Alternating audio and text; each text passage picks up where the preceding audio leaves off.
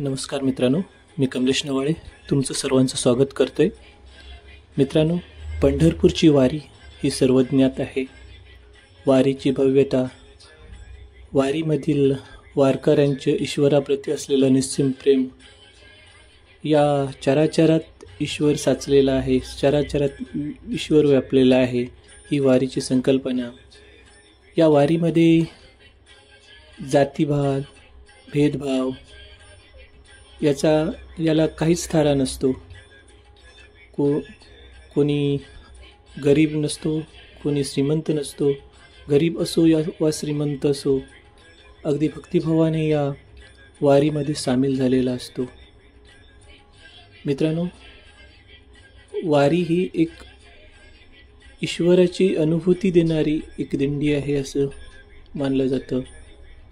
चराचरात ईश्वर साचलेला आहे, चराचरात ईश्वर आहे. येथे कोणीही लहान नाही, कोणीही मोठा नाही. समोरचा माणूस हे ईश्वराचं रूप असून त्यामध्ये आपल्याला ईश्वर दिसतो असे मानून प्रत्येकजण लहान मोठा कोणीही न मानता एकमेकाच्या पाया पडत असतो. मित्रांनो, वारी म्हणजे काय? तर वारी म्हणजे आपल्याला असं बोलता येईल की ईश्वराच्या प्रेमाची विलक्षण अनुभूती देण्याची संधी म्हणजे वारी. विशिष्ट तिथीला आपल्या इष्टदेवतेकडे जाणे म्हणजे वारी. घरून निघायचे, एखाद्या संतांच्या गावी जायचे आणि त्या ठिकाणाहून दिंडीसोबत पंढरपूरला जाणे म्हणजे वारी. पंढरपूरला जाऊन विठुरायाचे दर्शन, याच देही याची डोळी घेणे म्हणजे वारी. वैष्णवांचा मेळा, भक्तांचा सागर, समानतेचा संदेश, कपाळावर टिळा, गळ्यात तुळशीची माळ, अनमुखाने हरिनामाचं दृश्य म्हणजे वारी. महाराष्ट्राची सांस्कृतिक परंपरा म्हणजे वारी. महाराष्ट्राची ओळख म्हणजे वारी. महाराष्ट्राचे वैभव म्हणजे वारी. संतांची शिकवण म्हणजे वारी. ईश्वरी प्रेमाची विलक्षण अनुभूती घेण्याची संधी म्हणजे वारी. 18 ते 20 दिवस सर्व संसारिक वैभव सुख सोडून फक्त ईश्वराच्या धान्यात राहणारे वारकरी लाखोच्या संख्येने महाराष्ट्रात आहेत. ही वारी कधी चुकायची नाही असे म्हणणारे वैष्णव महाराष्ट्राच्या कानाकोपऱ्यात आहेत. कधी काय आहे ही वारी आणि कधी वारीची परंपरा सुरू झाली? वारी आणि दिंडी यांच्यातील फरक काय? राज्यभरातून कितीतरी दिंडी निघतात, याविषयी आपण माहिती घेऊया. वारीचा इतिहास खूप दीर्घ आहे, त्यासाठी दीर्घ हा शब्द सुद्धा छोटा पडेल. इतकी वारीची मोठी परंपरा आहे. भागवत धर्माचा प्रचार करण्यासाठी वारी सुरू झाली. हे विश्व माझे घर आहे हा संदेश देण्यासाठी वारी सुरू झाली. वारी नेमकी कधी सुरू झाली त्याचा नेमका उल्लेख नाही, परंतु संत ज्ञानेश्वर, संत तुकाराम यांच्या अभंगामध्येही वारीचा उल्लेख आहे. संत साहित्याचे गाढे अभ्यासक डॉक्टर सदानंद मोरे यांनी म्हटले आहे की वारीची परंपरा साधारणतः 800 वर्षांहूनही अधिक आहे. ऐतिहासिक संदर्भामध्ये 13व्या शतकापासून वारीचे संदर्भ आणि पुरावे मिळतात, परंतु वारी त्यापेक्षाही प्राचीन आहे. संत तुकाराम महाराज संस्थांचे विश्वस्त आणि संत तुकाराम महाराजांचे वंशज भानुदास मोरे म्हणतात, वारी आदी शंकराचार्यापासून सुरू झाली आहे. पांडुरंग जेव्हा पांडुरंग अवतारात आले तेव्हापासून वारी सुरू झाली. त्यानंतर पालखी सोहळा सुरू झाला. पुंडलिकामुळे विठ्ठल पंढरपुरामध्ये आले, त्यानंतर वारी सुरू झाली. परंतु कोणी घालून दिली याची काहीच माहिती नाही. एका सिद्धांतानुसार वारकरी संत ज्ञानेश्वरांचे वडील विठ्ठलपंत यांनी आषाढ आणि कार्तिकी या हिंदू महिन्यात पंढरपूरला जाण्यासाठी वारी सुरू केली. असे वारीविषयी विविध आख्यायिका आहेत, विविध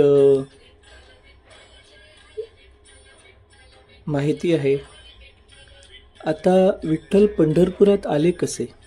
विठ्ठल आणि पंढरपुरात या संदर्भात 3 पुराणामध्ये उल्लेख आला आहे. स्कंदपुराण, पद्मपुराण आणि विष्णुपुराण यामध्ये विठ्ठलाचा उल्लेख आहे. भगवान विष्णू रुसलेल्या माता रखुमाईला समजूत काढण्यासाठी पंढरपूरला आले. त्यावेळी त्यांना आपले भक्त पुंडलिक यांची आठवण झाली. भगवंत स्वतः पुंडलिकाच्या दारी पोचले. तेव्हा पुंडलिक आईवडिलांची सेवा करत होते. त्याने घरी आलेले विठ्ठलाला पाहून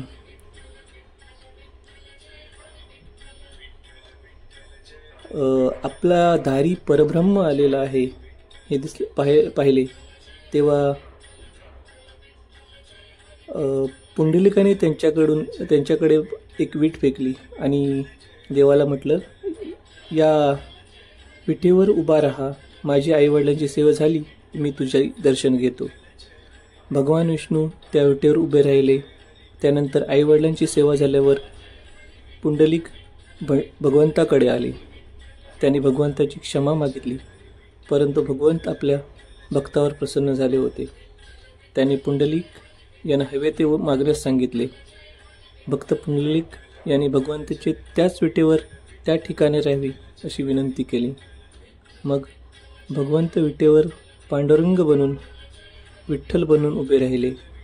त्याच पंढरपुरात विठ्ठलाचे दर्शन घेण्यासाठी वारीच्या माध्यमातून आषाढी आणि कार्तिकी वारीला लाखो भक्त येतात. मित्रांनो, वारी कोणाला म्हणतात? संत साहित्याचे गाढे अभ्यासक डॉक्टर सदानंद मोरे म्हणतात, महाराष्ट्र असंख्य प्रथा आहेत, परंतु पंढरीची वारी ही प्रथा नाही, ती साधना नाही, तर एक उत्सव आहे. विठ्ठलाप्रती मनोभावे केलेली उपासना आहे. पंढरपुराची वारी ही सामायिक उपासना आहे. विठ्ठलाची उपासना करणाऱ्या लोकांनी वारकरी असे म्हणतात. वारीसोबत जाणारे वारकरी हे मैलोमैली चालत असतात. वारी आषाढ कार्तिक महिन्यातील शुद्ध एकादशी अशा दोन्ही वेळ जाते. वारीसाठी हजारो लोक विविध गावांमधून संतांच्या गावी एकत्र येतात, नाचत गात दिंडीत सहभागी होतात. पालखी आणि वारी यामधील फरक काय? महाराष्ट्राची व्याख्या करताना वारीला संतांना वगळून व्यक्त करता येणे. वारी ही खूप जुनी परंपरा आहे, परंतु पालखी ही वारीची जुनी परंपरा नाही. पालख्या संतांच्या पादुका घेऊन पंढरपूरला जातात. 1685 मध्ये तुकाराम महाराजांचे तिसरे चिरंजीव नारायण महाराज यांनी प्रथम पालखी सुरू केली. जगद्गुरू नारायण महाराज यांनी सुरू केलेली पालखी सोहळा म्हणजे वारीचा टर्निंग पॉईंट म्हणता येईल. त्याने वेगवेगळ्या गावातील सर्व दिंड्या एकत्र केल्या. तुकाराम महाराजांच्या पादुका घेतल्या, तसेच ज्ञानेश्वर महाराजांच्याही पादुका घेतल्या. त्या दोन्ही पादुका घेऊन पालखी पंढरपूरकडे निघाली. त्यावेळी तुकाराम महाराज आणि ज्ञानेश्वर महाराजांच्या पादुका गळ्यात घालून नेल्या जात होत्या. दोन्ही पादुका एकाच पालखीतून जात. त्यामुळे ज्ञानोबा तुकाराम हे भजन 1685 पासून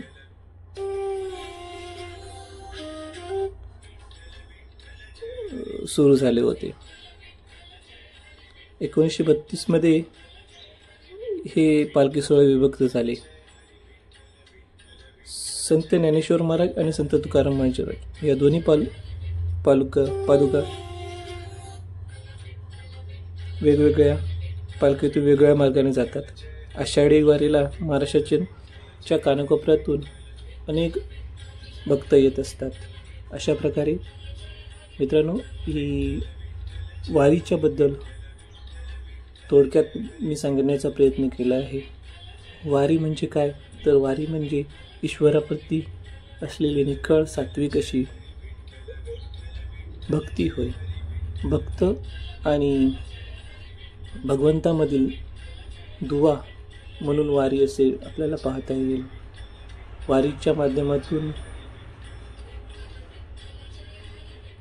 मोठा भक्तसारा येथे लोटलेला असतो. महाराष्ट्राच्या कानाकोपऱ्यातून अनेक लोक या वारीसाठी सामील झालेले असतात. देव आणि भक्त यांच्यातील नाते जोडणारा हा वारी आहे. वारीच्या माध्यमातून भक्त आणि देव यांच्यातील जो दुवा आहे तो जुवा जोडण्याचा प्रयत्न केला जातो. देशाच्या कानाकोपऱ्यातून वारीसाठी लोक येत असतात. अगदी महाराष्ट्रातून नव्हे तर महाराष्ट्राबाहेरील राज्यातूनही वारीसाठी फार मोठ्या प्रमाणात येत असतात. मित्रांनो, तुम्हाला हा व्हिडिओ आवडला तर नक्की शेअर करा. बोला ज्ञानेश्वर महाराज की जय.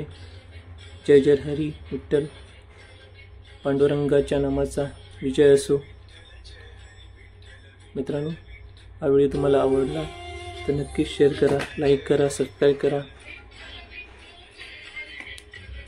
थँक्यू.